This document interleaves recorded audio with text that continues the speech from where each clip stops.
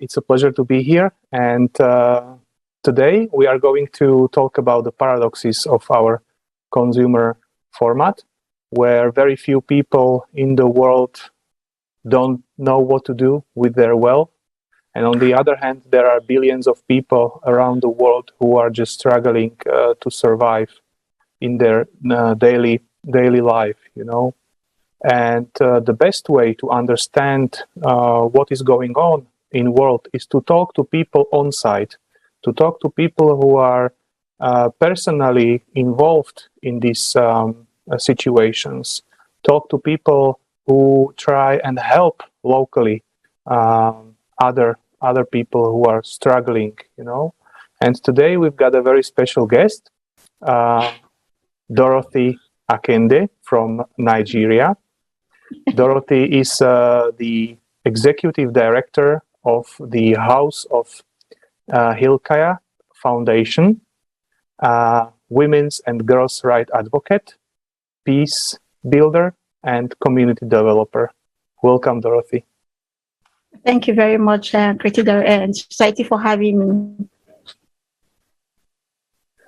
Great. So, you know, Dorothy, I've been looking onto the website of your nonprofit organization, and I found there very interesting, let's say, goals that you are streaming for unity.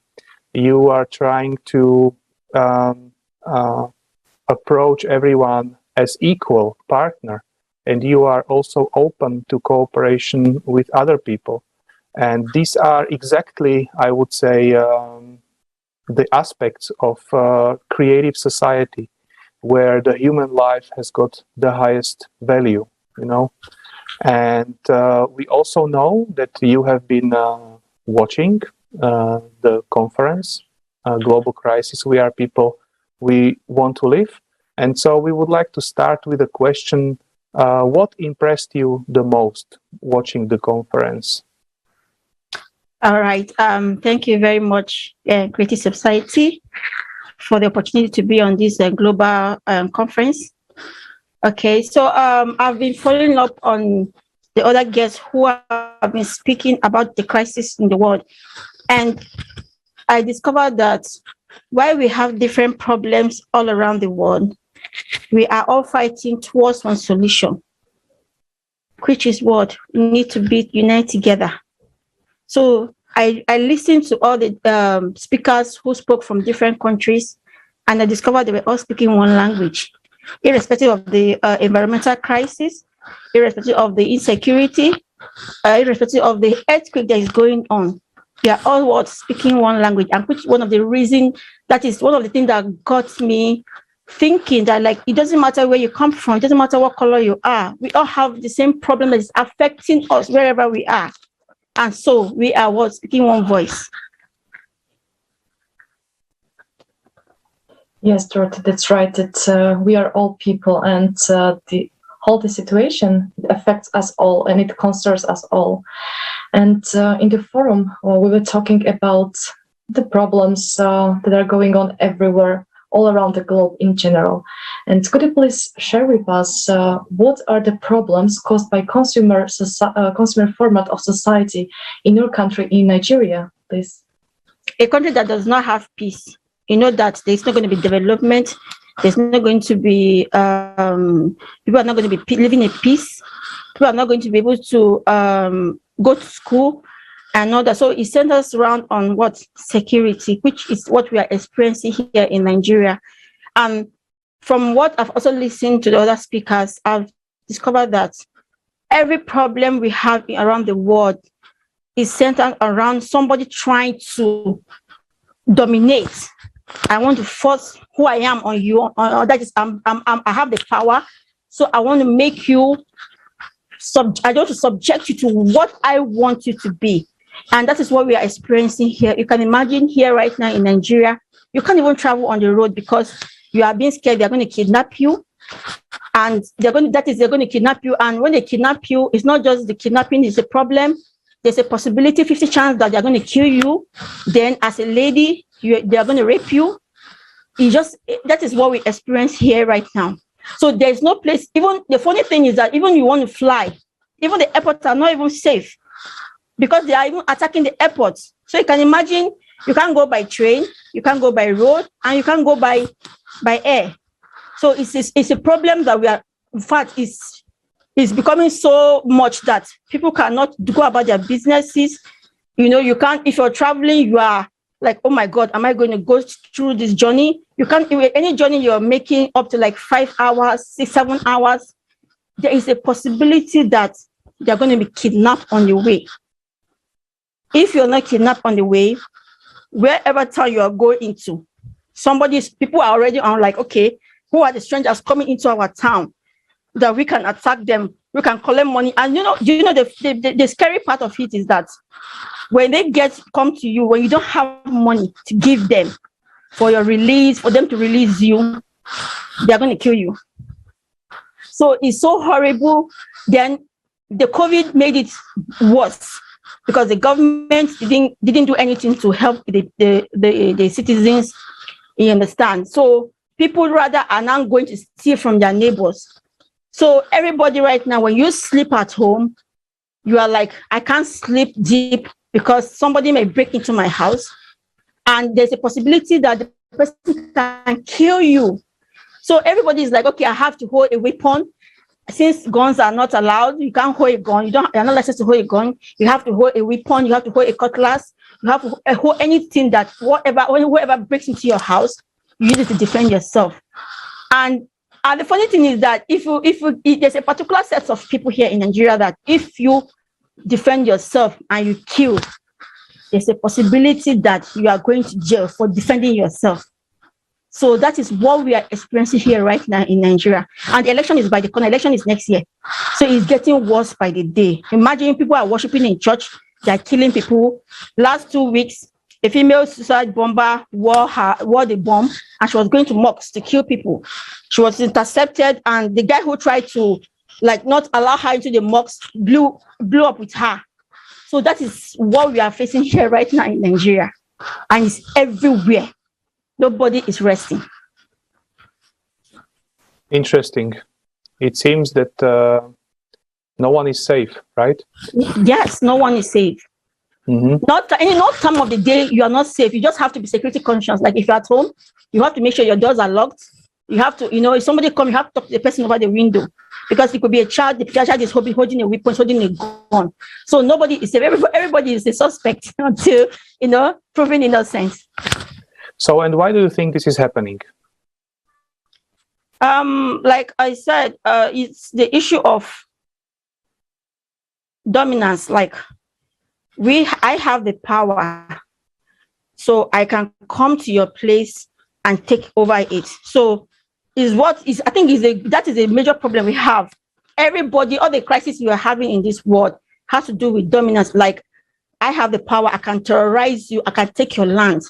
You understand? So it's the issue of I don't know whether it's power because it's not money. Because these people who do these things, they are so rich, they don't even need your money. What they are looking for is power so that they can dominate you and take over your place and make you be like a slave to them. That is just what it is. Nothing else. Or maybe because then like what we are experiencing here is in the case of a religion. You don't have the same belief with me. So you are an infidel. And so if I come to the place where you are right now, I have the right, because my religion says so, I have the right to come and take over your land. I have the right because I have the power to do that. So that is what we are experiencing here right now. Interesting. And if you could compare, the group of people that are causing these issues and the group of people who are suffering, what would be the ratio? How many people cause this and how many people are suffering? Okay, let's say in Nigeria we are about 200 million. This group of people who are causing this are not up to 1 million. So you just do the math. That is the ratio of what we are going through. These people who are causing this problem, they are not up to 1 million. Over 200 million people in the country. So you see how it is. Yeah, exactly. And this is where I'm aiming, when the Creative Society project started in 2019, there was a major conference that was based on millions of interviews all around the world. And the volunteers have been asking people, in what world would you like to live in? And 99% of people responded that they would like to live in a world where there is peace, where they can just freely leave their children, go to the streets without having fear that something bad going to happen, you know? Yes. And so if 99% of people want to live in this, why are we not living in this, you know? And during the conference, it was concluded that it is due to the current consumer format of society, in which we are giving power to few representatives. We are delegating our power to the politicians, you know? Yes. And so that's why we, in order to remove all of these issues, we need to stop delegating our power and let the society self-govern itself. So this is the outcome, you know. Would you agree in this? Absolutely, I do. Because imagine, like, I'm gonna even use my country because it's what is happening right now. Ever since we have been doing election, you know, they tell you that your vote does not matter. Your vote does not matter. That is what those group of people, that 1% are telling us. Imagine they're telling you the 99% that your vote does not matter. So when it now comes during election, instead of you to vote, you say, hey, my vote does not matter. Where should I go? Then they now use that, and in fact, they are the one that decide who rule over you. So I so agree with that statement, that conclusion, because we are the one, and because it's something like before I used to think that it's not going to be possible in Nigeria, but we the youth, we did it in 2020 when we protested that the police brutality. We came together, despite all the power they had. We came together. We said, no, this has to stop. So the government, the top people who are controlling things tried to, you know, they tried to use religion, they tried to use tribe, they tried to use ethnicity. It didn't work. Because the youth said, no, we are united together. And they became afraid. Because these are the same youth they are using for their own word, political toggery, they're using for their own political gains and all that. And do you know what they now did? They came and just opened fire on the youth. And that was what sparked everything. So what am I getting at? It means that we have the power if we come together to stop them, if we want to. Exactly. We have the power. We people have the power. Yes. Monica, would you like to also add something or ask something? Yes, I would like to add that exactly only we people can change the whole society, and that we can do it. Humanity doesn't need revolution, we need evolution. And that's so true, because we can change whole the format of society only by peaceful means and by creating the new format of society, which guarantees happiness and all these dignitive conditions for all humanity.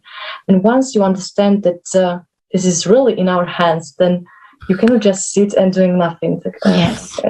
Exactly. And therefore, like, we are doing this, we're informing people that, hey, friends, we have this unique chance to create a completely different world where each of us will live in such a beautiful world, and that every day when you will go to sleep, you will be like, wow, I don't have to care about anything, because I know that tomorrow I will wake up and I will have everything. I will have house. Exactly. And that's how it's supposed to be. Yes, absolutely. You are very, very correct. And in fact, the last time I was going through the Instagram of Creative Society, and I saw some interesting things. I was like, oh, my organization is going to do that. We're going to start promoting Creative Society in Nigeria. We're going to be using social media to do that. We want a better place. Because right now, because of the election, people are now coming out. We are telling people that your vote matters. You can vote these people out. We don't want these people to rule us anymore. And now the people are now coming out that want to vote, want to get a voter's card, want to register for it. And now they are not afraid, because now the magnitude, now people are now beginning to get wise. So which means we can do it. And I told my people that, well, once I'm done with this recording, we're going to start promoting creative society in Nigeria. This is the kind of society we want. It doesn't matter where you are, because we have the same blood. It's just the same colors, that different colors that differentiate me, you and I. That is just it. That is absolutely right, and in creative society, all people are equal, regardless of nationality, regardless of skin color, regardless of social status. All people are equal. There's no any human whose life would be more valuable than other humans. Absolutely, because you can't even create life. Exactly. Also, one other actually aspect that just came to my mind, in regards to what you have been mentioning about all of these dangerous situations and robberies, is that many people commit a crime because they have got simply nothing to eat. Yeah. And this is also because in consumer format of society, we are being kept in poverty. We are being kept in a, let's say, position where we are dependent on the monthly income. And if we have no job, we have no roof, we lose our house, we lose the possibility to buy food and stuff like that. We become homeless, and our life is at stake. And this is what I wanted to touch upon in creative society, and maybe one step back. On one hand, there is poverty, and stuff. And on the other hand, we've got all of these wonderful technologies that could provide everyone with enough water, with enough food, with basically housing and all kinds of stuff like this. So we've got all of these technologies, such as, vertical farming, and this vertical farming can produce 300 times more food in up to 30 yields a year. They consume 95% less water and need 80% less soil, And what is very important is that they don't depend on weather or location, and they require minimal logistics. They can be put anywhere. They can be put in the cities, on the roof of the houses. They can be put in each neighborhood.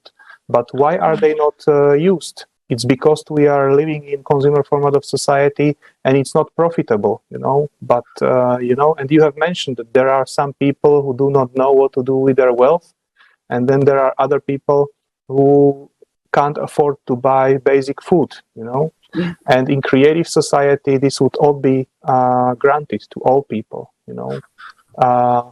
So this is about food. Then if we move on, I know that in some parts of Africa, there is also a problem, and not only in Africa. I've read an article that, they are starting to limit the supplies of drinking water, even in Europe, in Italy, in Hungary, just because there are huge droughts. And on the other hand, we've got these wonderful technologies that can produce water out of air, and these technologies are patented. And I've actually also read an article that now there is a company that delivers a solution that can extract water out of air with humidity less than 10%. That means that these devices could be put even in the desert areas and could supply drinking water to everyone, And another important thing is that we will be forced to use these devices, because, as many scientists say, we are, with the current technologies we have in the consumer format of society, we are not able to fully recycle drinking water, So all of these technologies are available.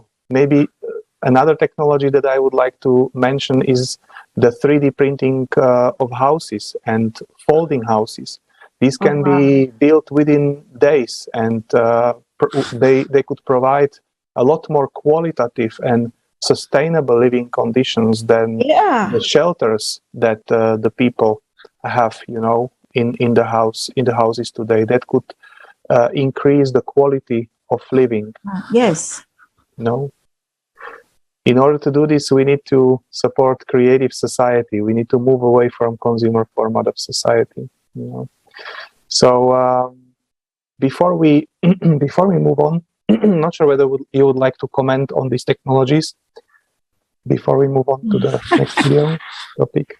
What I can just say is that when I bringing it to Nigeria, it's what I'm going to ask, because as I speak right now, because of the crisis, we have 1.5 million people living in the IDP camps. And when I say living in the camp, it's not as if they are living in imagine somebody is using sack to cover their head, their children. So now we are in rainy season. So you know that it's going to be very, very worse. So this is amazing. Because what we are doing right now, this issue of people, the farmers ahead this crisis, whereby farmers they can't farm, because whenever they farm, the herders bring their cows to eat their crops. And now there's food shortage right now in the country because of land. Because the cows don't even know the difference between grass and crop. So imagine this kind of technology coming. I can easily do that in my house. I don't need to go to the farm, because even when you farm on the farmland, you have hoodlums coming to come and steal. They will steal your farm crops to eat. So imagine this kind of technology comes in, then you can at least stay in the comfort of your home and do all this. And everybody have, there's food to eat. Then there's, at least you have a good standard of accommodation for yourself. You understand? So when are you coming to Nigeria is what I'm asking right now.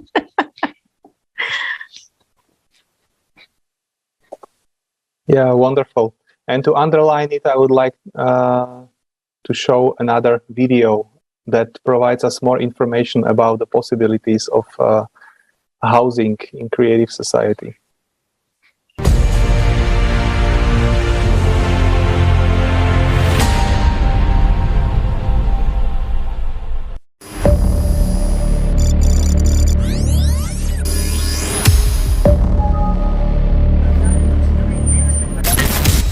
In our civilized world, hundreds of millions of people are homeless.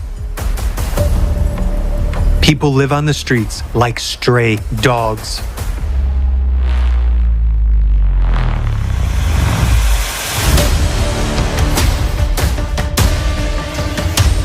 And billions of people in the world survive in terrible conditions.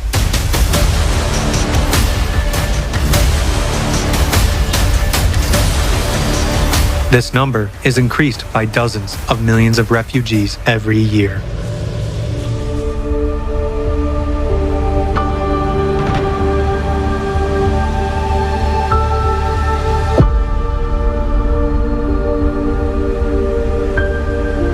As climatic disasters escalate, the number of people left homeless will grow rapidly. The afflicted people are forgotten by everybody. They continue to live without assistance in harsh, inhumane conditions, months and even years after natural disasters. And how does that apply to me, you might ask? Directly. In cruel conditions of the consumerist format and the growing climate crisis, you have only two choices. Either you stay on the street or those left homeless come into your home. Why are we allowing this to happen if we have modern technology? After all, there are already solutions in place that can expeditiously provide people with housing.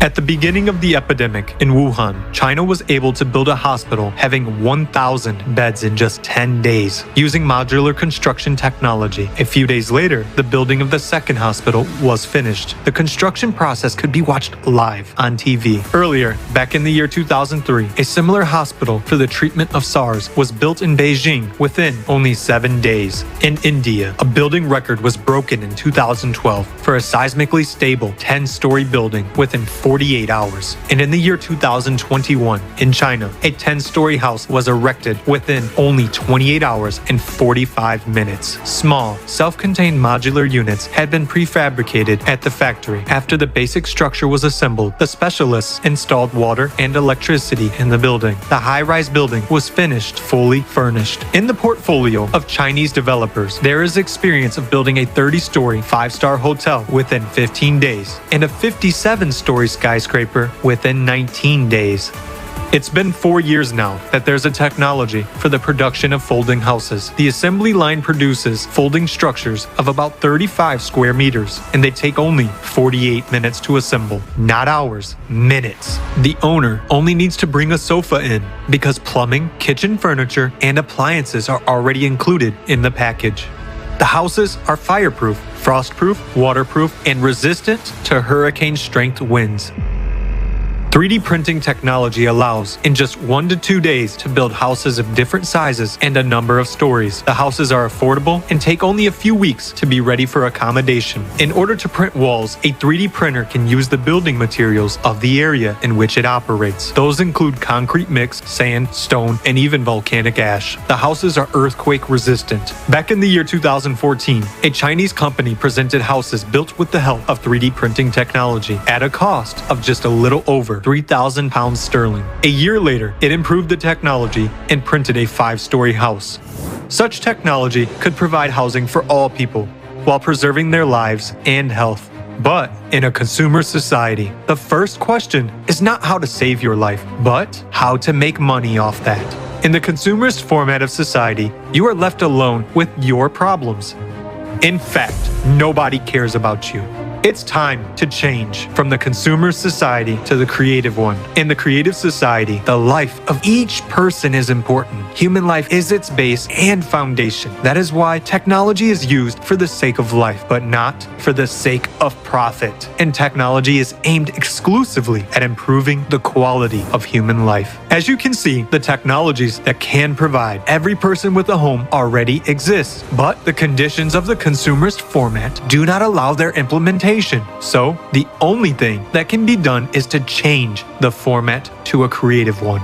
Because the creative society guarantees security for each person and therefore provides people with quality and comfortable housing. Tell everyone about this, and then we will quickly build the creative society.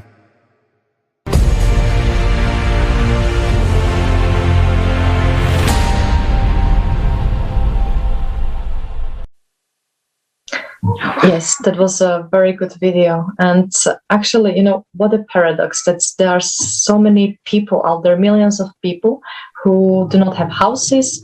They live in tents or they live and sleep in the streets. And this number of people is rising rapidly. And there are more and more refugees, even though right now we've seen that there are already technologies that could solve this problem very easily. So then where is the problem? Again, the problem is in the format of the society. This format we are living in right now, the consumer one, because conditions of the consumer format do not allow implementation of these technologies. Yeah. And very often these technologies are used against people. But in creative society, all technologies will serve to whole humanity. They will belong to whole humanity because they should be beneficial. They should bring benefits to every person on earth. Yes. And all these technologies will be used for the sake of life for every person, not for the sake of profit as it is right now. And the amazing thing is that creative society is really the only way that guarantees the safety for every person and is so beneficial for everyone. I mean, I would like to emphasize this as it's really beneficial for every person, no matter what you are, no matter who you are, no matter what you do. Creative society is so beneficial for you.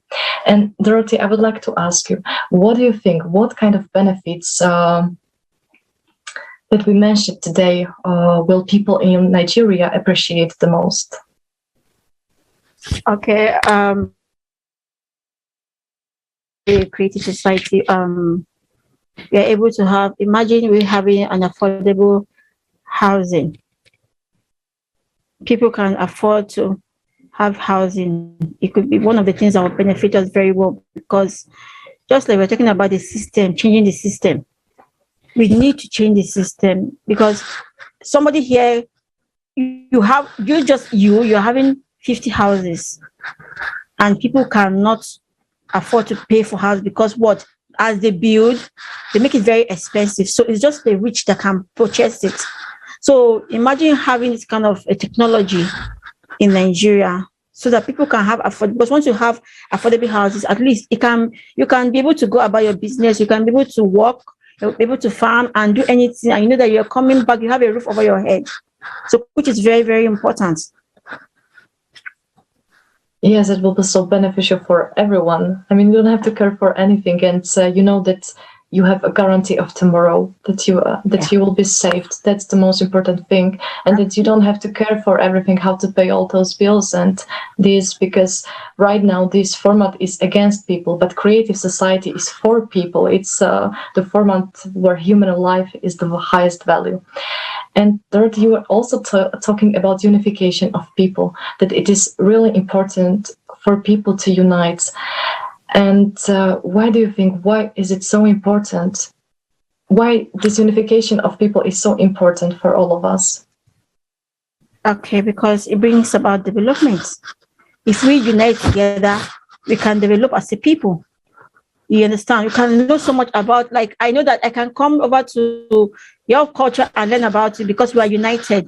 But whereby there's no unity, there's no way I'm going to come to your country, because I know that if I come to your country, I'm going to be killed, either because of my skin color or because I don't have the right people to come into your country.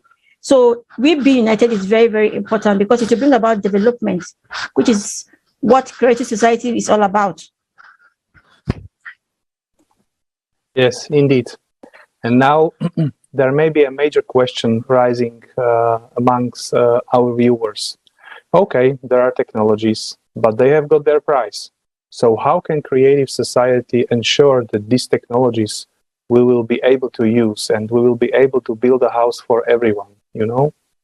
And this is the exact point that we have been talking about, the unification, about uniting of people. Today, imagine how the system works. Every 4 years, you know, there are a couple of political parties who basically come together and finance a campaign, smile at you from billboards, try to promise you everything, and then people are divided into the, into the parties, and they give their voice to someone, you know, and that's where it ends. After the day, they have given their vote. They have given their vote to them. Then they have got whatsoever no overview, no power to change anything. So they are dependent on the few people to whom they have delegated the power. You know. Yes. Why do we need to unite? We need to unite at least 50% in each country. For example, in Nigeria. If we united 50% in each country, then we could select a candidate that would not be imposed to us from someone who is just taking this as another business, but who would really basically be in this position of a manager. So the power in creative society will stick with us people. We people will be approving all of the legislation. We people will be deciding how the public funds will be spent. So instead, for example, spending it on weapons, instead of spending it on various projects that only bring profit to few, if the people in the country make a decision that these funds will be used for building all of this housing with these new technologies, and you have heard that you could build 35 square meters for £3,000, you know, and this could be made maybe even cheaper. So this really becomes a reality for all of the people. Yeah. But in order to get there, we need to inform everyone. And now my question, this is very important, you know, Dorothy. How would you propose to inform everyone about creative society? How would you personally inform everyone in Nigeria to get known about creative society, to get known about this wonderful opportunity? All right, thank you very much. So, like I said earlier on, I saw something on Instagram on the Creative Society page, and I was like, okay, this is really good, which means I can get my team together and we can tell people about creative society, because this is a society we want. We want whereby everybody can have access to jobs. Everybody can have access to maybe owning a house, without somebody deciding for you, but we're deciding for ourselves. You understand? Which is what we're trying to do against the next year election. So it's even a good time for us to even go out there and tell people that, okay, creative society is here, and this is what we are doing. We want to have a life whereby every life matters. We want to live. We want to have jobs. We want to be able to feed. We want to be able to own a house. You understand? And which is even a great time, because we are in the era of the elections, and everybody's like, please, we want you to come out and vote. So now we will go out there. In fact, I've already started thinking of how we're going to do it. We're going to go out with my team. We're going to educate the people out there while they are going about trying to register for their voters card. We're also going there with messages about creative society, that this is not the kind of life we want to live, and this is what creative society is all about. And so this is how we're going to do it on social media. We're going to go on maybe March Pass, and then maybe have it on our T-shirt. So whenever we go, people like, what is it all about? And then we get to tell them, this is the kind of we want to live. This is the kind of life we want for ourselves. We want to have a society where I'm free to move about. I don't have to sleep with any weapon beside me and all that. So that is how we're going to go about it.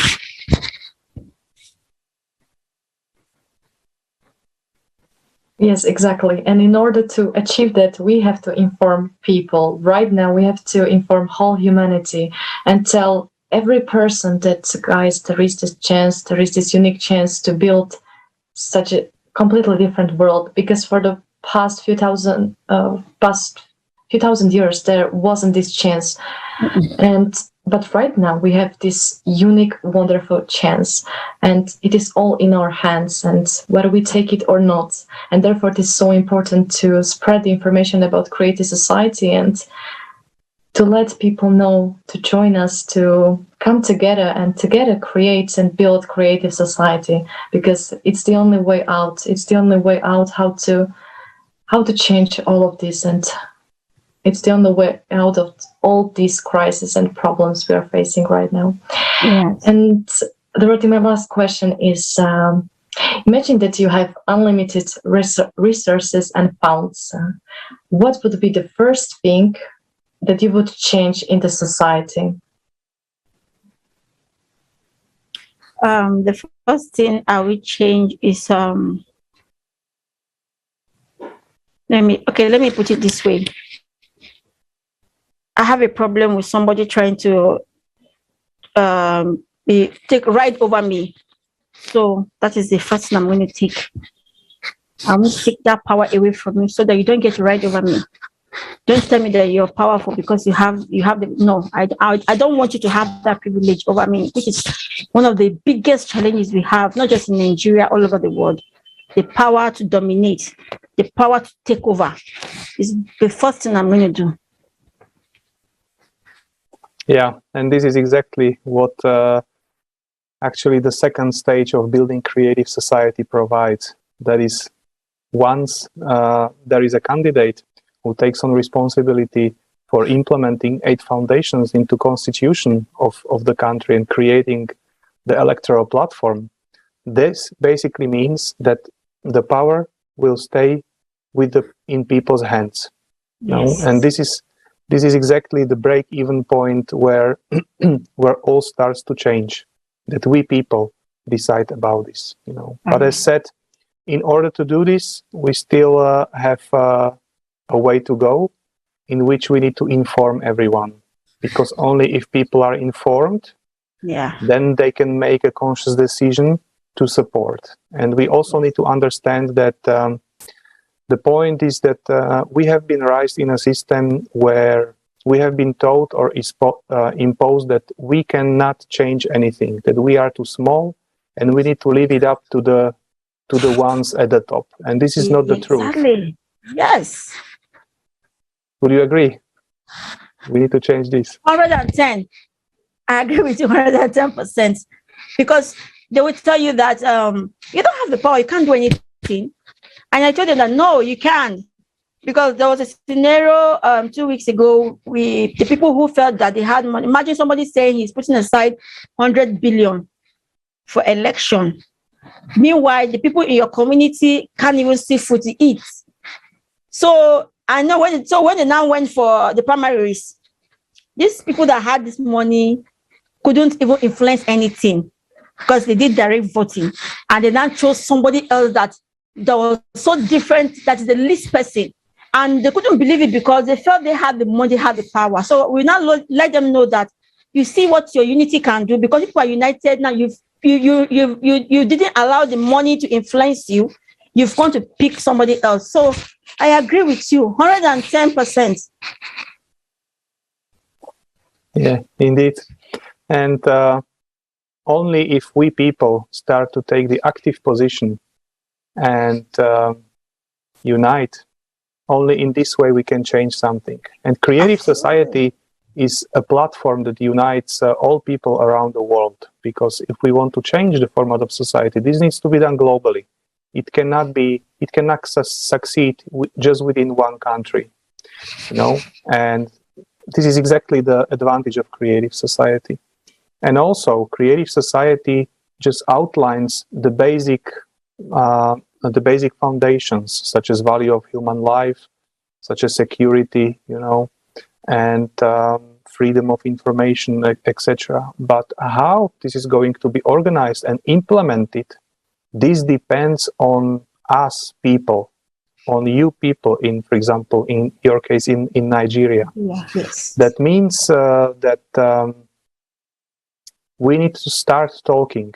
We need to start talking, because in each country there are experts who know exactly how to arrange legislation, how to arrange finance, how to arrange economics, so that it respects the value of human life. Absolutely. It's just that these people need to come together and come up with a solution, so that this solution can be approved by all people within a country, And this is exactly the purpose also of these international discussions, to bring people together. Now you are a guest from Nigeria, but you can invite other people. And herewith we would like to invite also you, dear viewers, if you have got interesting thoughts, or ideas how to implement creative society. If you have been inspired, please don't hesitate. Please reach out to us. You can use, for example, the email info@creativesociety.com, because the issues that we have got right now in our society, this will not be solved by someone else. It can only be solved by our common effort. So before we finish today's international discussion, maybe I would like to ask you, Dorothy, if there's anything you would like to say to our viewers, some last message. Okay. So what I have to say is that we have the power to make the change we want to. It doesn't matter where you are. It doesn't matter who you are. We have the same blood flowing in us. So whatever happens out there affects you. So the both of us, that is you and I, we have to unite together. It doesn't matter what religion, what you believe in, we want to live.